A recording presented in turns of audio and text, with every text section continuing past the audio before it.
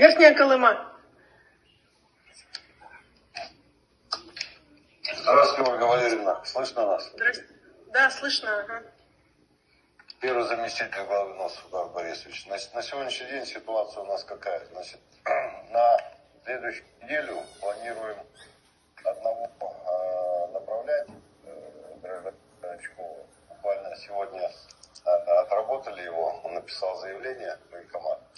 Почему на следующей неделе? Потому что он просил после праздников его отправить. Поэтому коммунист, что ли? Коммунист? Наверное, патриот. Патриот или коммунист? Ясно. Ладно, давайте так. Смотрите, прошлую неделю простояли. У вас должок на этой неделе. Что делать будем? Ну, я объясню, Дело в том, что у нас просто получился так, что центр занятости отработал человека. Мы с ним пообщались, вроде все хорошо было.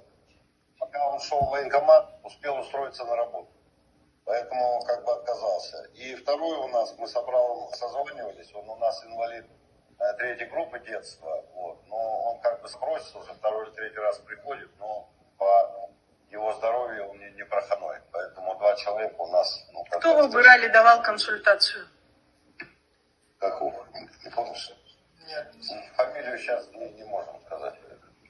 Ребят, я не знаю, кто выбирали. Есть тот специалист, который может давать консультацию. Передайте, пожалуйста, мне через куратора, я уточню у медиков, ладно? Хорошо, с военкомом сейчас. Выбирали народу много. Верхнеколымский улус, какая ситуация? Здравствуйте, уважаемая Ольга Валерьевна. Получается, на прошлой неделе мы подготовили одного кандидата, Узанов Ангор Шамилевич. К пятнице уже документы были готовы, но хотели его отправить в субботу, но он попросил отложить до вторника, так как он многодетный отец, хотел провести это время с семьей. Также отправили заявку в адрес полярных авиалиний на оформление билетов на вторник, то есть на завтра.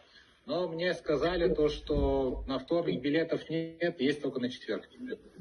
Хорошо, давайте тогда Климентов вместе с Минтрансом подключится для решения вопроса.